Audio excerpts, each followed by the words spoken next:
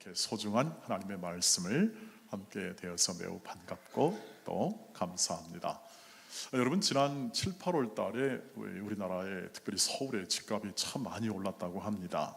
걷잡을 수 없이 많이 올랐는데, 공교롭게도 정부에서 집값을 안정시키겠다고 정책을 내놓았는데 오히려 그게 더 오르는 계기가 되었다 합니다. 이런 현상을 일컬어 우리는 역설, 아이러니라고 말을 하죠. 집값을 잡겠다고 했는데 그것으로 인해서 더 올라 버렸으니까 역설적으로 서민들은 조금 더 어려워지고, 또 여러 가지 이제 그것으로 인해서 다른 환경들이 파생되는 거죠.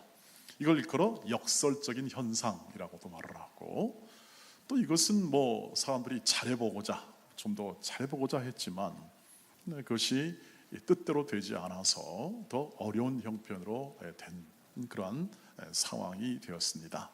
여하튼 중요한 것은 이런 역설적인 현상 안에는 주어진 메시지가 있게 마련입니다.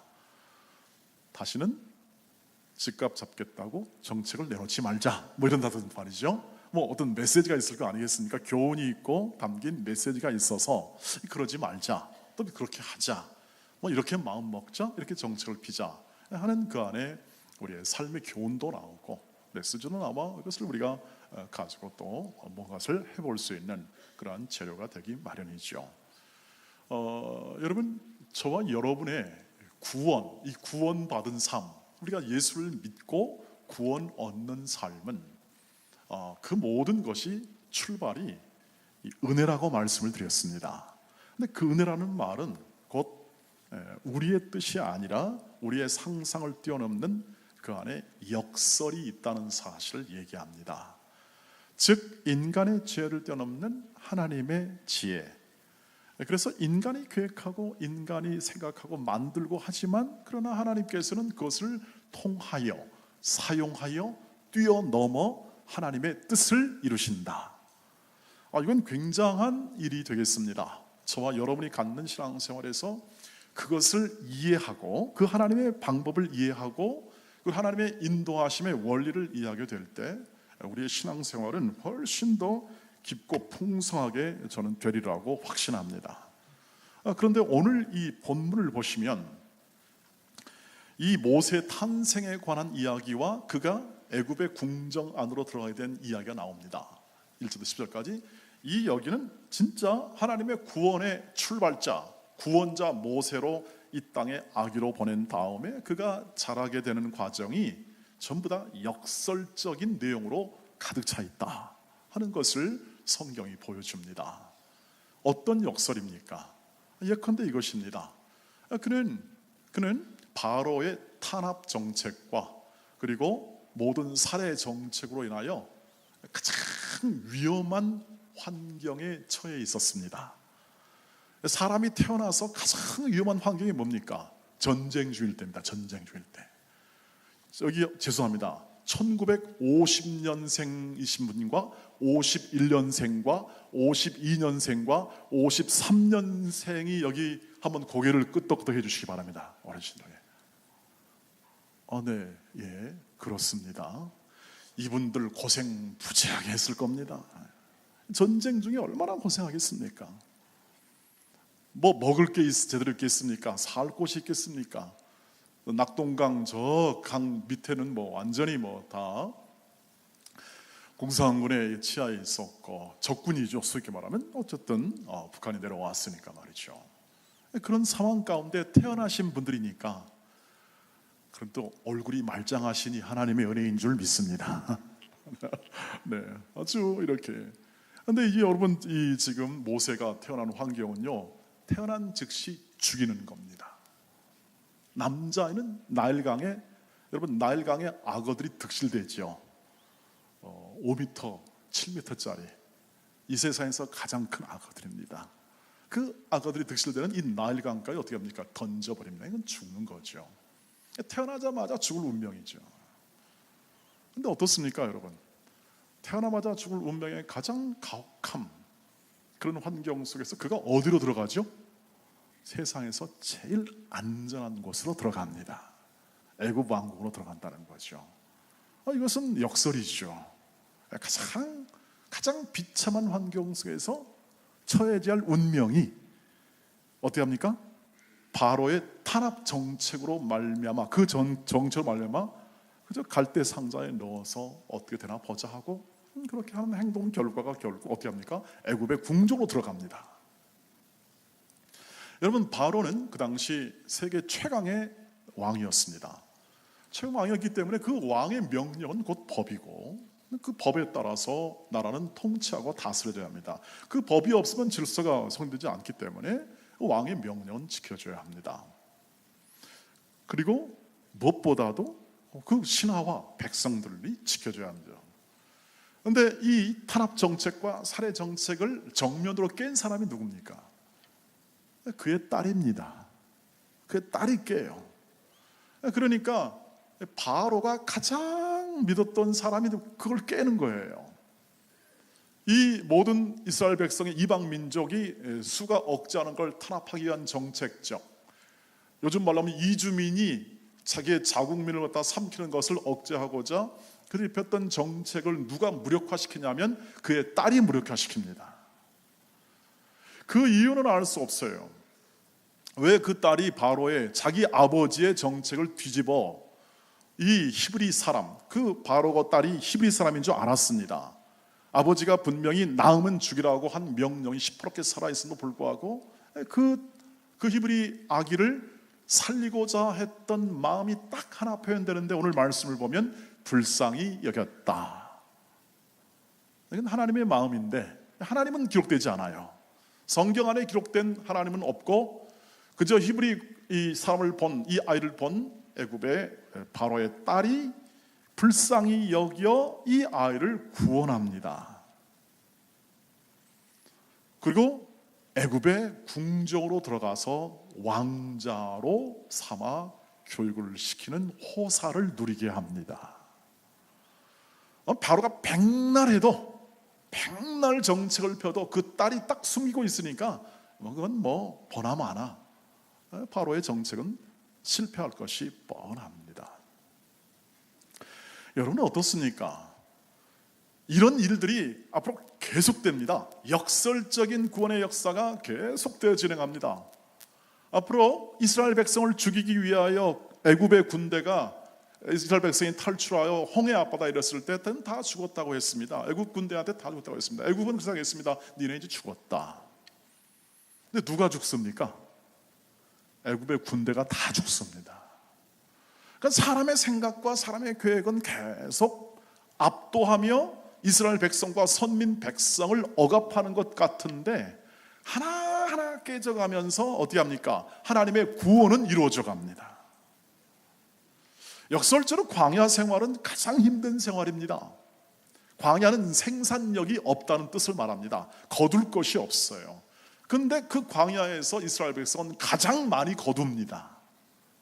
구름 기둥, 불 기둥, 만나와 메추라기, 이건 생각도 못한, 상상도 못한 일들이 벌어지면서 하나님의 백성으로서 하나님이 이끌어내시는 과정을 경험하죠. 여러분, 그 말은 뭐냐면 하나님의 구원하심이 인간의 무력이나 인간의 방해나 지혜나 제도에 의해서 깨지지 않는다는 겁니다. 하나님의 이끄심과 인도하심이 결코 인간의 지혜나 생각을 통하여 무너지지 않는다는 것입니다. 역설적으로 말하면 인간의 지혜보다 훨씬 뛰어난 하나님의 지혜로 하나님의 구원의 역사는 반드시 이루어낼 것이다 하는 게 지금 성경이 우리에게 지금 가르쳐주고 우리가 이해를 하나님이 시키고자 하는 가장 1차적인 하나님의 뜻입니다. 성경을 보시면서 이거 멋있다 라는 정도에서 더 나아가 하나님의 이 아까 역설하는 메시지와 교훈이 있다고 그랬는데 그 역설 안에 하나님이 구원의 역사를 펼쳐오는 이 역사의 이 현장 속에서 그 역사를 통하여 하나님의 일하심을 통하여 우리는 교훈과 메시지를 받지요. 이 글을 읽으면서 이 드라마틱한 반전을 이루신 하나님의 지혜는 결코 인간이 깨거나 인간이 방해하거나 인간이 무너뜨릴 수 없습니다.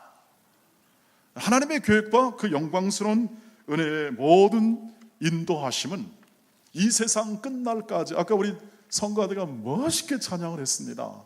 어쩌면 저렇게 내 마음하고 똑같나, 그 생각을 했습니다. 이 세상 끝날까지 하나님의 계획이 실패하는 법이 없습니다. 여러분, 우리 지금 한국 교회가 좀 어렵지 않아요? 어렵습니다. 여러 가지 현상은 어렵습니다. 하나님의 계획이 실패할까요? 실패하지 않습니다. 여러분, 실패하지 않습니다. 왜냐하면 모든 이 전쟁의 어려움과 경제의 어려움과 모든 환경의 어려움 가운데 교회는 커왔습니다. 누구의 계획과 인도로? 하나님의. 인간이 잘못하고 우리가 좀 부족하여 실수하고 용납, 이런 모든 어려운 환경 가운데 있다고 하나님의 계획이 무너집니까? 무너지지 않습니다. 하나님께서는 이루어 가시는 거죠. 하나님의 지혜로 이루어 가십니다. 우리가 가지고 있는 이 연약한 환경, 이 모든 것들을 보다 훨씬 뛰어난, 때로는 우리는 제어치고 나도 이것을 방해하는 세상의 제도나 문화나 그리고 시스템과 그 다음에 이 모든 이 환경, 여건, 이 모든 것들이 우리를 힘들게 해도 우리는 고난을 당하고 어려움 속에 있을 수 있지만 우리를 향한 하나님의 능력과 계획과 목적은 실패가 없습니다.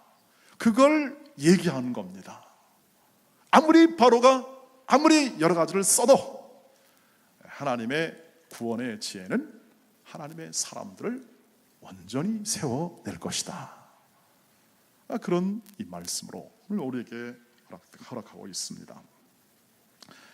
그래서 인간의 지혜보다 훨씬 뛰어난 하나님의 지혜로 구원을 이루어 가셔서 너무 염려하지도 말고 너무 걱정하지도 말고 너의 인생 가운데 오직 하나님을 신뢰하며 하나님을 믿으며 하나님께 영광 돌리며 그런 삶을 통하여 너희 안에 담대함과 견고함을 가지고 현실에 맞닥뜨리는 고난과 어려움을 이기고 나아가라. 넉넉히 승리한다 하는 메시지를 성경 전체에 흘려보내고 있는 것이죠. 이것이 우리 구원의 역설이 될 줄 믿습니다. 약할지라도 하나님의 지혜가 임하여 우리를 세워내시는 하나님의 은혜.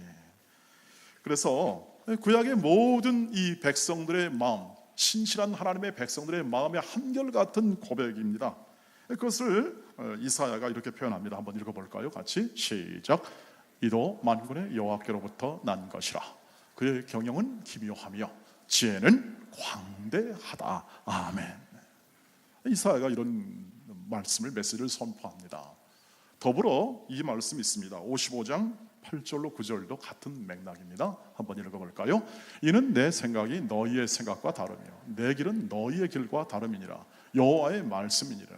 이는 하늘이 땅보다 높음 같이 내 길은 너희의 길보다 높으며 내 생각은 너희의 생각보다 높음이니라. 아멘. 그러니까 이 하나님을 신뢰하십시오. 역설이기 때문에 예측할 수가 없고 이것을 우리가 판단하여 이렇다라고 평가할 수가 없습니다. 하나님의 하시는 일에 대한 우리의 마음의 것은 뭐냐면 딱 두 글자입니다. 따라합시다. 믿음, 순종. 이 두 글자가 우리의 삶의 목표가 되어야 합니다. 믿으십시오. 믿으십시오. 제시된 하나님의 말씀을 통하여 하나님의 능력과 지혜가 이렇다라고 했을 때 아멘, 그것을 믿습니다. 나는 그 하나님의 지혜를 붙잡습니다. 나는 하나님의 자녀입니다 하는 사실을 얘기하는 거죠.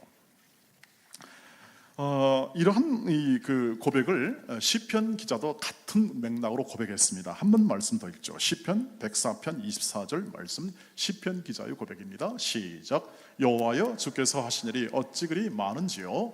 주께서 지혜로 그들을 다 지으셨으니 주께서 지으신 것들이 땅에 가득합니다. 여러분, 하나님이 창조하셨음을 믿으시길 바랍니다. 그렇지만 여러분, 창조하셨다면 하나님이 다스린다는 것은 쉬운 일입니다. 만들었는데 뭘 못 다루시겠습니까? 그것이 하나님의 창조의 것이 가득합니다. 지금 지금 여러분들이 하나님의 창조물들입니다. 여러분의 밝은 모습과 아버지 하나님 믿습니다, 감사합니다, 영광을 돌리다 하는 모든 것들이 하나님이 만들어내시는 하나님의 작품이죠. 여러분, 그러므로 우리가 갖는 지혜는 이것입니다. 그 어떤 방해와 그 어떤 악조건도 우리를 향한 하나님의 구원을 꺾을 수 없습니다. 우리를 하나님의 자녀 삼으시는 하나님의 은혜를 꺾을 수 없습니다. 사람은 사람의 생각과 사람의 판단과 가치와 자기의 지혜로 이 세상을 경영하고 우리의 환경을 경영하는 것처럼 보이지만 하나님의 구원의 역사는 그것을 뛰어넘어 우리를 새롭게 하십니다. 그것을 보여주는 게 바로 예수 그리스도의 십자가 사건을 만들어낸 가야바의 말과 그 가야바의 말을 해석하여 정확하게 오늘 우리에게 들려주는 사도 요한의 증언입니다. 요한복음 11장 47절 50절 말씀을 한번 보시면서 제가 읽으면서 이것을 해석을 해서 하나님의 인간의 지혜와 하나님의 지혜가 어떻게 다른지, 그래서 그것을 어떻게 뛰어넘는지를 한번 십자가 사건을 조명하여 말씀을 드리겠습니다. 주목해 주시기를 바랍니다. 40절 보시면 이에 대제사장들과 바리새인들이 공회를 모으고 이르되 이 사람이 많은 표적을 행하니 우리가 어떻게 하겠느냐라고 말을 합니다. 바리새인과 대제사장들은 산헤드린이라는 유대 자치 지역을 통치하는 기구였습니다. 이들은 행정, 사법, 민법을 다 관장을 했죠. 그러나 전체 통치는 로마에게 있었습니다. 48절 만일 그를 그대로 두면 모든 사람이 그를 믿을 것이요 그리고 로마인들이 와서 우리 땅과 민족을 빼앗아 가리라 하니, 이 말씀은 해석이 좀 되어야 합니다. 만일 이대로 두면 예수님께서 인기를 얻고 아픈 자를 고치며 메시지를 주며 이렇게 백성의 민심을 쫙 끌어모읍니다. 끌어모을 때 자칫 잘못하다가는 이들이 예수를 따라 행하다가 이들이 독립을 하겠다고 왕으로 삼아 일으켜 보면 누가 나타나냐면 로마인들이 와서 예수와 그리고 모든 민족을 침략하여 이들의 자치권을 빼앗아 버리고 산헤드린을 통한 모든 통치, 이 통치의 질서를 무너뜨릴 거다. 그럼 백성도 망하고 자기들도 망하니까 이건 큰일이다. 예수를 그냥 둘 수 없다라고 하는 겁니다. 그래서 로마가 와서 민족을 빼앗아간다는 것은 그 의미입니다. 이미 로마의 식민지입니다. 로마의 식민지인데 예수를 중심으로 이들이 밀란을 일으키거나 독립을 추구하게 되면 그때부터 로마는 가만히 있지 않을 거다. 엄청난 일이 벌어질 거다는 거죠. 그래서 49절 있습니다. 49절 그 중에 한 사람, 그의 대제사장인 가야바가 그들에게 말하되, 가야바가 말을 합니다. 너희가 아무것도 알지 못하는도다. 한 사람이 백성을 위하여 죽어서 온 민족이 망하지 않게 되는 것이 너희에게 유익한 줄 생각하지 아니하는도다 하였으니라고 말합니다. 자, 가야바의 주장은 뭡니까? 그러면 누구를 죽이자는 겁니까? 예수 한 사람 희생양 삼자의 겁니다. 희생양 삼아가지고 예수만 죽이면 뭐 로마 걱정 없고 우리 권력 걱정 없고 모두가 다 평안하다. 여러분 얼마나 지혜롭습니까? 이 가야바가 그들의 입장에서 보면 권력 유지하고 로마의 터치를 받지 않고, 지금 안 그래도 로마의 식민지로 어려움을 겪는데 그런 거 터치하냐고 그냥 이렇게 우리가 평화롭게 잘 살아가자, 이런 뜻을 말하고 있습니다. 사람의 생각, 그 사람의 지혜죠. 근데 51절 50절 보겠습니다. 이 말은 이제부터는 사도 요한이 예수께서 십자가를 지신 다음에 다 일이 끝나고 이 사도 요한이 가야바가 했던 말을 다시 재해석합니다. 이 뜻입니다. 이제 이 말은 스스로 함이 아니요 그의 대제사장이므로 예수께서 그 민족을 위하시고 또 그 민족뿐 위할 뿐 아니라 흩어진 하나님의 자녀를 모아 하나가 되게 하기 위하여 죽으실 것을 그가 미리 말함이러라 되어 있습니다. 무슨 말이냐면 이제 요한 사도가 가만히 생각해 보니까 이제 가야바의 말대로 그들의 결의에 따라서 한 사람 예수가 십자가에서 죽습니다. 피할 수 없는 십자가의 운명을 받고 그런 힘없이 빌라도의 판결과 더불어서 십자가형을 당하여 죽습니다. 세상의 지혜대로 됐습니다. 사람의 지혜대로 됐습니다. 가야바의 지혜대로 됐습니다. 그런데 요한은 그렇게만 해석하지 않습니다. 가야바의 계획이 성공하여 드디어 일이 끝났다고 해석하지 않고 이렇게 해석합니다. 그 해의 대제사장이므로 예수께서 그 민족을 위하시고 라고 됩니다. 대제사장은 온 민족을 위하여 1년에 한 번 속죄의 속죄로 들어가서 온 민족의 죄를 사하는 제사를 드렸습니다. 그게 대제사장이 할 가장 중요한 일입니다. 가야바는 자기가 한 정치적 야심과 권력과 모든 환경을 유지하기 위하여 자신이 주장대로 예수를 십자가를 통하여 희생양으로 삼아 예수를 죽였습니다. 근데 하나님께서는 그 예수를 어떻게 합니까? 십자가에서 죽은 예수를 온 민족의 죄를 사하는 어린 양으로 삼으셨습니다. 그게 십자가의 놀라운 반전입니다. 정치적이고 모든 그리고 이 야망에 의한 권세를 유지하기 위한 사람의 생각과 지혜를 따라 십자가에 죽으셨으나 하나님은 그 십자가의 죽으심을 가지고 온 민족의 죄를 사하는 하나님의 어린 양을 삼으셨습니다. 52절 그 민족뿐 아니라 흩어진 모든 이방에 흩어진 하나님의 자녀를 모아서 하나가 되기 위하여 죽으실 것을 가야바가 미리 말합니다. 가야바는 자기의 생각대로 말했으나 자기의 정치적 야심과 자기의 마음대로 말했지만 하나님께서는 가야바의 말을 이용하여 하나님의 뜻을 이루셨습니다. 십자가 안에서 이루셨습니다. 예수는 희생합니다. 예수는 죽습니다. 그러나 하나님께서 다시 3일 만에 부활, 다시 살림으로 하나님께서 이를 만드시고 이를 성취하시는 하나님, 인간의 말과 인간의 모든 증인, 때로는 야망, 거짓, 탐욕, 모든 마음이 있을지라도 그것을 인하여 성공한 것처럼 보일지라도 결국 십자가에서 하나님께서 어떻게 합니까? 역전시켜 부활의 새 생명을 주는 근거로 삼으셨습니다. 그러니 이것을 누가 이해하겠습니까? 이것을 누가 이해하겠습니까? 이 하나님의 오묘한 인도하심을 누가 이해하겠고 누가 그것을 생각하겠습니까? 그것을 생각했다면 예수를 십자가에 못 박지 않았을 겁니다. 세상은 그렇습니다. 여러분, 세상이 예수를 잘 이해하리라고 절대 생각하지 마시기를 바랍니다. 세상은 이해를 못합니다.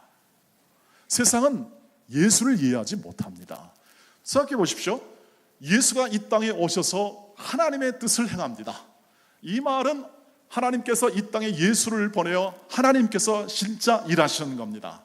하나님의 일하심은 예수의 일하심입니다. 믿으십니까? 그렇습니다. 예수의 일하심입니다. 그런데 사람들은 예수의 일하심을 통하여 하나님께서 일하신다는 생각을 전혀 하지 않았습니다. 그러니까 못 박죠. 이게 예수의 하는 일이 하나님의 일이라면 어떻게 예수께서 예수를 못 박아 죽일 수 있겠습니까? 저건 귀신 들렸다 이렇게 얘기하고 저건 자기만 위한다고 이렇게 몰아서 희생양 삼아버린 겁니다. 같은 동족이 말이죠. 그러니 세상에게 그것을 기대하는 것은 무리입니다. 여러분, 우리나라는 그래도 비록 교회에서 우호적이었습니다. 이제 세상이 본색을 드러내는 겁니다. 보십시오. 더 적대적이 될 겁니다. 교회에 대하여 진리를 주장하고 예컨대 동성애에 대한 죄 문제라든지 이런 문제를 주장하게 되면 앞으로 탄압받게 되는 그런 결과가 지금 현재 목도되고 있습니다. 나라에서 법을 만들잖아요. 법과 제도를 만들잖아요. 그거 동성애를 죄라고 말하면 그건 이제부터는 안 된다. 혐오를 조장한다는 표현. 이것을 집어넣기 위해서 굉장히 애를 많이 씁니다. 여러분, 그러나 그 모든 제도, 그 모든 지혜, 생각, 문화, 이것을 통하여서도 하나님은 손해보지 않습니다. 하나님은 꺾이지 않습니다. 하나님은 일을 이루어 내실 것입니다. 근데 아무리 선한 말로, 아무리 거룩한 말로 백성을 호도하거나 혹은 또는 잘 살게 해주겠다고, 우리의 통치를 받으면 잘 너희의 인생이 편하고 보호하겠다고 말을 하여도 그것은 거짓말임을 우리는 알고 있습니다. 여러분, 저와 여러분이 아십니다. 예수를 믿기 때문에 잘 압니다. 여러분, 정부가 우리를 살려주겠습니까? 아닙니다. 그렇지 않습니다. 우리는 정부를 위해서 기도해야 합니다. 우리의 통치자들을 위해서 기도해야 합니다.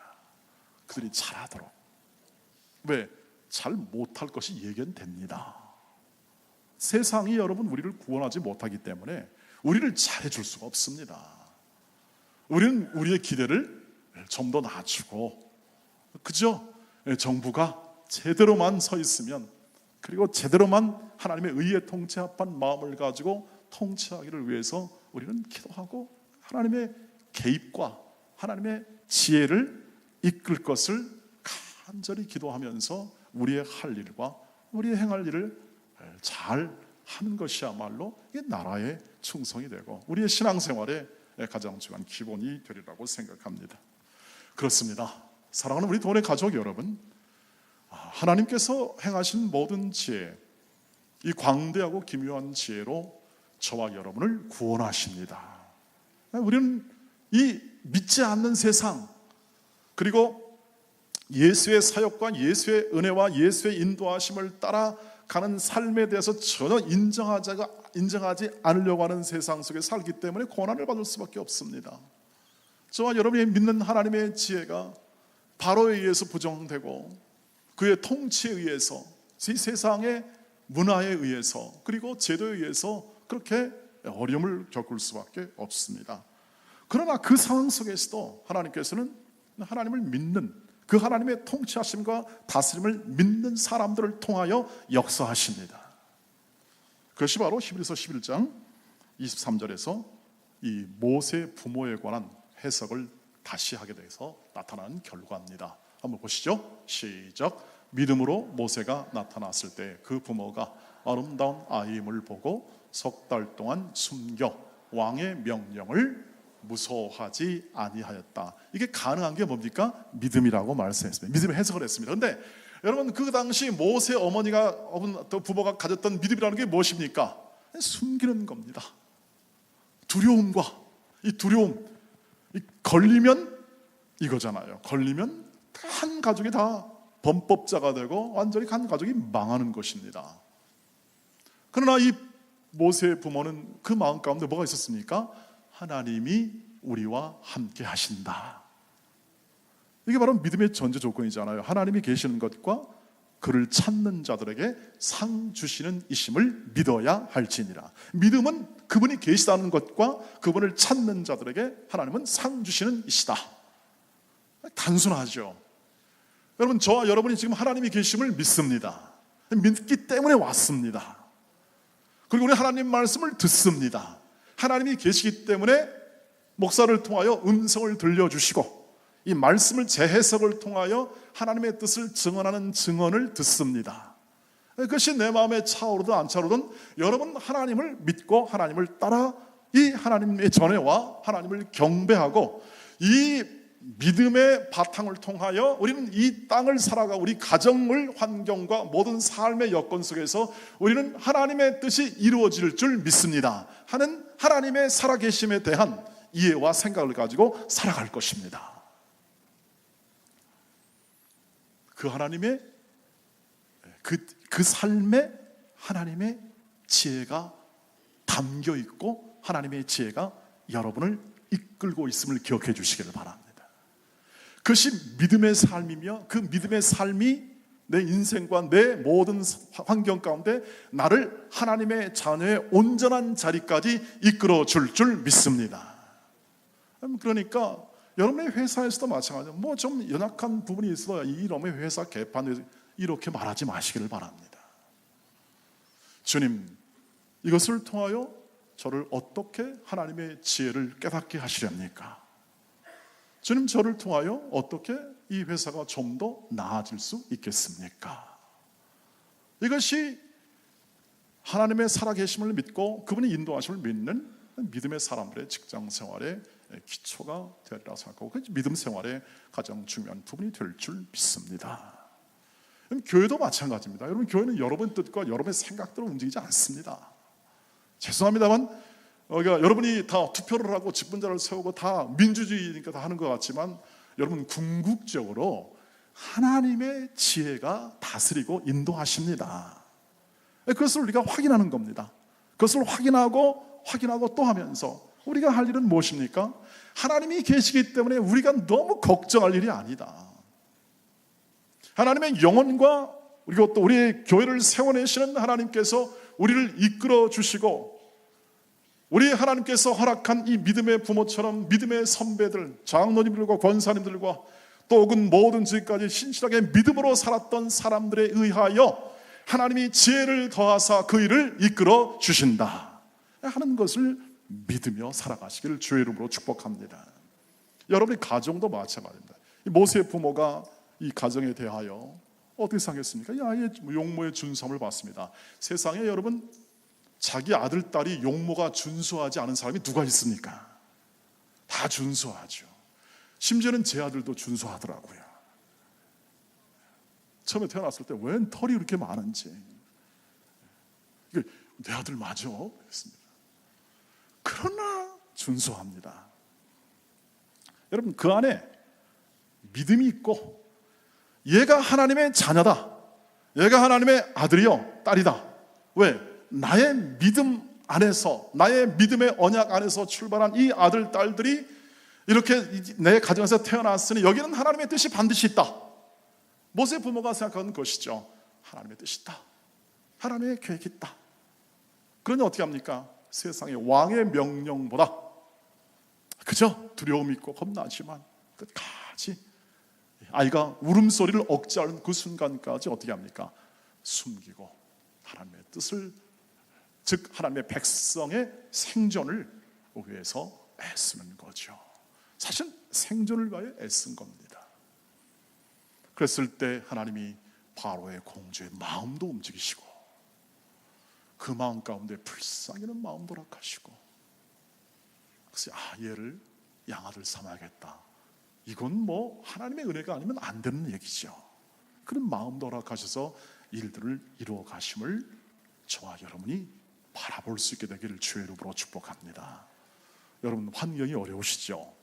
경제도 어렵고요, 또 우리의 삶의 연절에 있는 모든 여건은 만만치 않습니다. 여기 계신 많은 분들이 밥 벌어 다시 말해 내가 벌어서 먹고 사는 문제를 가지고 대부분의 시간을 보낼 것입니다. 나는 이렇게 교회 생활하다가 언제 내가 하나님 일하나, 뭐 그런 마음도 드시리라고 생각합니다.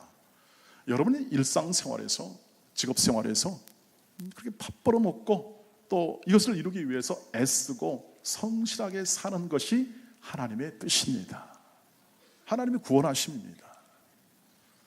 그리고 여러분이 자녀를 키워내요, 하나님, 이 안에 하나님의 뜻이 있으니 하나님 이 아이를 주의 뜻대로 키워주시옵소서. 이것이 바로 지금 구원, 우리 인간의 지혜를 뛰어넘는 구원의 역사를 이루신 하나님의 인도를 따라 사는 삶의 내용입니다. 두려워하지 마십시오, 여러분. 하나님이 그 구원의 지혜로 저와 여러분을 아들, 딸 삼아주시고 하나님의 자녀로 세우심을 저는 믿습니다. 그리고 그 구원의 역사하심이 오늘도 있고요. 그래서 하나님의 인도하심을 따라 우리의 이 마음을 견고하게 세울 때, 하나님의 지혜에 근거하여 우리의 믿음의 기초를 세울 때, 우리는 두려워하지 말라는 하나님의 참된 뜻과 그 인도하심을 우리가 많은 삶 가운데 경험하게 될 줄 믿습니다. 사람들에게 언제나 이 이야기를 해주시기를 바랍니다. 우리의 지혜보다 하나님의 지혜가 커. 세상의 지혜보다 우리를 구원하신 하나님의 지혜가 훨씬 크다. 그 인정하심과 그 자비로우심이 영원하다 했으니 우리가 함께 그 하나님을 신뢰하며 오늘이라 일컫는 이 날에 내게 주어진 직장, 내게 주어진 가정, 내게 주어진 일, 내게 주어진 사역을 사랑과 인내와 성실과 자비와 충성으로 행하시길 주의 이름으로 축복합니다.